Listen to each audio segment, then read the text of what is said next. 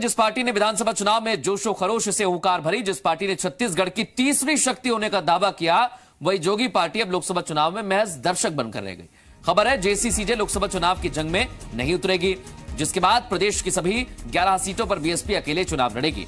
मायावती की पार्टी ने अभी तक 8 प्रत्याशियों के नाम का ऐलान कर दिया है और आज या कल में बीएसपी रायपुर, बिलासपुर और कोरबा सीट पर भी उम्मीदवार उतार देगी। आपको बता दें, बीते दिनों अजीत जोगी ने कोरबा सीट से चुनाव लड़ने की इच्छा जाहिर की थी, लेकिन दिल्ली में अजीत जोगी के बेटे अमित जोगी ने ऐलान कर दिया है कि उनकी पार्टी लोकसभा चुनाव में प्रत्याशी के तौर पर नहीं लड़ेगी, किसी को चुनाव मैदान में नहीं उतारेगी।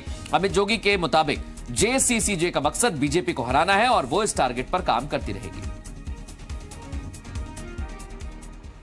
लंबे वक्त से संशय की स्थिति बनी हुई थी कि जनता कांग्रेस छत्तीसगढ़ जे क्या लोकसभा चुनाव लड़ेगी या नहीं लड़ेगी, बसपा से गठबंधन रहेगा या नहीं रहेगा, अजीत जोगी क्या लोकसभा में फिर से दांव आजमाएंगे, कहीं से प्रत्याशी होंगे या नहीं होंगे। अब उस संशय से पर्दा उठने वाला है। जी मध्य प्रदेश छत्तीसगढ़ पे अमित जोगी, जो जनता कांग्रेस छत्तीसगढ़ जी के प्रदेश अध्यक्ष हैं, वो हमारे साथ मौजूद हैं और हम इनसे जानते हैं कि आखिर क्या कुछ फैसला हुआ।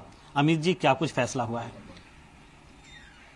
हमारी पार्टी के संसदीय बोर्ड ने और कोर कमेटी ने सर्वसम्मति से निर्णय लिया है कि छत्तीसगढ़ की सभी सीटों पर राष्ट्रीय पार्टी होने के कारण बहुजन समाज पार्टी अपने उम्मीदवारों को चुनाव में खड़ा करे और दोनों पार्टियां मिलकर गठबंधन को अधिक से अधिक जन समर्थन दिलाने के लिए काम करें।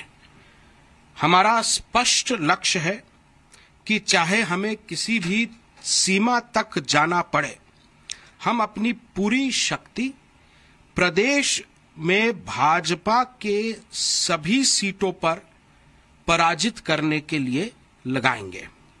हम एक क्षेत्रीय पार्टी हैं, इसलिए राष्ट्रीय राजनीति में हमारी भूमिका भाजपा को हर हालत में परास्त करने तक सीमित है। हमारा जो गठबंधन हुआ है उसने संयुक्त रूप से यह भी निर्णय लिया है कि छत्तीसगढ़ प्रदेश में आगामी छात्र संघ, नगरीय निकाय और त्रिस्तरीय पंचायती राज चुनाव में छत्तीसगढ़ की सभी सीटों में क्षेत्रीय दल होने के नाते हम गठबंधन की तरफ से अपने चुनाव चिन्ह हल चलाता किसान पर उम्मीदवारों को लड़ाएंगे। हमारी पार्टी अपने कार्यकर्ताओं और शुभचिंतकों से यह विनम्रता पूर्वक अपील करती है कि हमें प्रदेश में और देश में हर कीमत पर सांप्रदायिक ताकतों को सत्ता से बाहर रखना है और इसके लिए हमें अपना सर्वस्व न्यौछावर करना है।